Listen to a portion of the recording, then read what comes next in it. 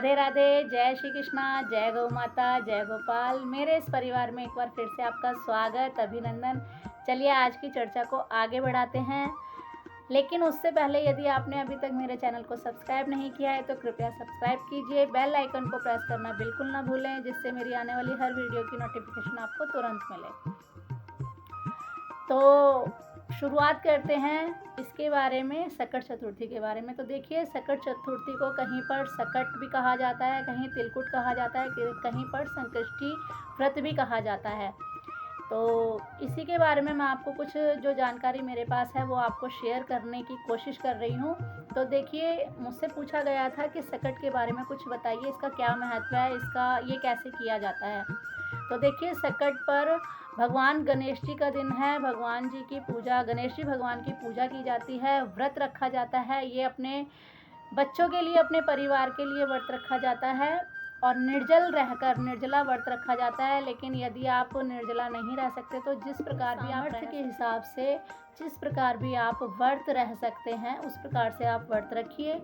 लेकिन कई जगह पर निर्जला व्रत भी रखा जाता है और शाम को चंद्रमा को अर्घ देकर इस व्रत को पूर्ण किया जाता है और कुछ फलाहार आदि ले लिया जाता है। सकट पर तिल दान का विशेष महत्व है। तिल के लड्डू बनाए जाते हैं या कोई भी वस्तु बनाई जाती है जिसमें तिल डाला जाता है और बहुत महत्वपूर्ण होता है, और इसे दान दिया जाता है, मंदिर में दिया जाता है, बांटा जाता है। कहीं कहीं पर तिल और गुड़ को इकट्ठा मिलाकर, तिल भूनकर उसको गुड़ की शक्कर में या फिर गुड़ में अच्छे से मिलाकर उसका पहाड़ बनाकर उसे फिर काटा जाता है। या फिर कहीं कहीं पर उत्तर भारत में गुड़ और तिल का बकरा बनाया जाता है और उस बकरे को चांदी की किसी भी वस्तु से, चांदी के सिक्के से, चम्मच से, आदि किसी भी वस्तु से, घर के किसी बेटे से, पिता से, पुत्र से, किसी से भी उसको बकरे को कटवाया जाता है। तो मैंने तो कहीं खैर ऐसा अभी तक नहीं सुन पाया, यदि आपको पता हो तो आप मुझे बताएं। लेकिन मेरी जहाँ तक समझ है, मुझे लगता है बकरे को काटने का मतलब है, बकरा यानी मैं, यानी अहंकार, यानी जो मैं है अपने अंदर या जो अहंकार है उसको काटना या उसका दमन करना। तो मुझे तो यही लगता है कि उसको इस प्रकार बकरे को काट कर हम अपने अहम को, अपने जो हमारे अंदर अहम है, मैं है या जो अवगुण है उसका हम नाश करते हैं। मुझे तो यही लगता है, पहाड़ को काटना या फिर बकरे को काटना। बाकी अगर आपको कोई और इसके बारे में कथा मालूम है या कोई और जानकारी है तो आप मुझे कमेंट्स में ज़रूर बताइए, मुझे अच्छा लगेगा। मुझे लेकिन इतना ही मालूम है तो मैं आपको वही बता रही हूँ। इस प्रकार से तिलकुट बनाया जाता है, प्रसाद लिया जाता है, कथा सुनाई जाती है घर में। जो घर की बड़ी सासू माँ या मम्मी माँ होती हैं या फिर घर का कोई भी बुजुर्ग होता है वो कथा सुनाता है और फिर इस प्रकार से पूजा की जाती है। घर में पक्का भोजन यानी पूड़ी आदि बनती हैं और फिर भोग लगाया जाता है भगवान को, ठाकुर जी को और गणेश जी को। गणेश जी की पूजा करते हुए आप दूर्वा ज़रूर चढ़ाएं, दूर्वा चढ़ाना बिल्कुल ना भूलें। और इस प्रकार से आप पूजा कीजिए, श्रद्धा से कीजिए, भाव आपके अच्छे होने चाहिए, श्रद्धा आपकी अच्छी होनी चाहिए। वस्तु हो ना हो, कम हो ज़्यादा हो, वो कोई फ़र्क नहीं पड़ता, बस आपकी श्रद्धा मायने रखती है। तो इस प्रकार से आप पूजा कीजिए। मैं बहुत ही 4 लाइनों में छोटी से छोटी कथा, इसकी कथा भी है, इस गणेश चतुर्थी व्रत की, सकट की, तिलकुट की कथा भी है, जो कि आपको मैं बहुत छोटे से शब्दों में, कम से कम 2-1 मिनट में ही कहने की कोशिश करती हूँ। तो देखिए, कुम्हार था, कुम्हार अपने जब आवल में कच्चे घड़े या बर्तन पकाने की कोशिश करता था तो उसके घड़े बर्तन नहीं पकते थे और वो टूट जाते थे, ख़राब हो जाते थे। तो उसने किसी से पूछा कि मैं क्या करूं, इसका क्या उपाय है।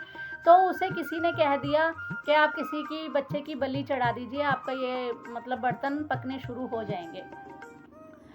कुम्हार ने ऐसा ही किया। एक पड़ोस में से एक बच्चे को ले आया, उसने आवल में, बर्तन में, घड़े में, उस आग में पकाने के लिए सारे बर्तन रखे और उस बच्चे को भी घड़े में बिठाकर उसमें, आवल में, आग जो था जिसमें घड़े पकाए जाते हैं उसमें रख दिया और घड़े पकने लगे। वहाँ पर जब उसकी माँ ने जब देखा कि मेरा बेटा अभी तक बच्चा नहीं आया है, ना जाने कहाँ चला गया, वो बहुत परेशान होने लगी।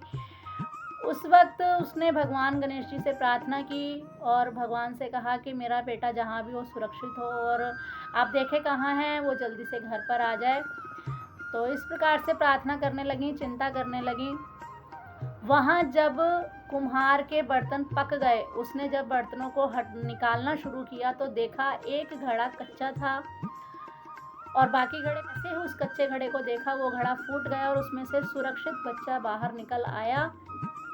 कुम्हार यह देखकर बहुत डर गया। उसने जाकर राजा को सारी बात बताई, जिस भी प्रकार से ये घटना घटी थी वो सारी बात उसने राजा को बताई। राजा ने संयोग से उस दिन गणेश चतुर्थी थी, सकट का दिन था, तो राजा ने ढिंडोरा पिटवा दिया कि आज के दिन जो हर कोई अपने बच्चों की सुरक्षा के लिए, उनकी लंबी आयु के लिए, सफलताओं के लिए गणेश चतुर्थी का व्रत रखेगा। तो बस ये एक छोटी सी कथा मैंने बहुत छोटे से शब्दों में कहने की कोशिश की है। और भी अलग अलग तरीके की कथाएं हैं, त्योहार आए हैं गणेश चतुर्थी की यानी कि सकट की, तो मैंने आपको ये कथा सुनाई। और आप पूजा कीजिए, तिल का विशेष महत्व है तो तिल का दान दीजिए, तिल के लड्डू बनाइए और तिल का जो भी कुछ आप तिल का दे सकते हैं उस दिन ज़रूर दान कीजिए और इस प्रकार से सकट मनाइए। मेरे पास एक कमेंट्स भी आया है कि सकट कब के हैं, सकट कौन से दिन हमें सकट का व्रत रखना चाहिए। तो देखिए 31 जनवरी को सकट का व्रत आपको रखना चाहिए, क्योंकि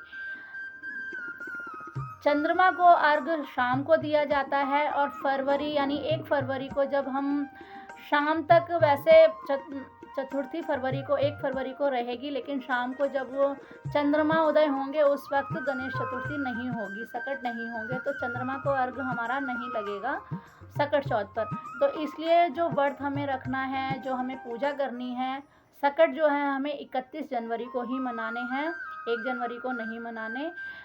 जो तिथि के अनुसार जो है गणेश जी की पूजा और व्रत हमें 31 जनवरी को ही करना है। मैं आपको इसका स्क्रीन पर आपको मैं शुभ मुहूर्त भी बता देती हूँ। देखिए ये शुभ मुहूर्त है, तो इस प्रकार से आप पूजा कीजिए, अर्चना कीजिए, गणेश जी को मनाएं, तिल का दान करें, गौ माता की सेवा करना बिल्कुल ना भूलें। आज के लिए इतना ही। मेरी वीडियो अगर अच्छी लगे तो लाइक कीजिए, शेयर कीजिए, सब्सक्राइब कीजिए और बेल आइकन को प्रेस करना बिल्कुल ना भूलें। आज के लिए बस इतना ही। मिलती हूँ अगली वीडियो में नई जानकारी के साथ और आप मेरे साथ इसी प्रकार से बने रहें, अपना प्यार देते रहें। राधे राधे, जय श्री कृष्णा, जय गौ माता, जय गोपाल।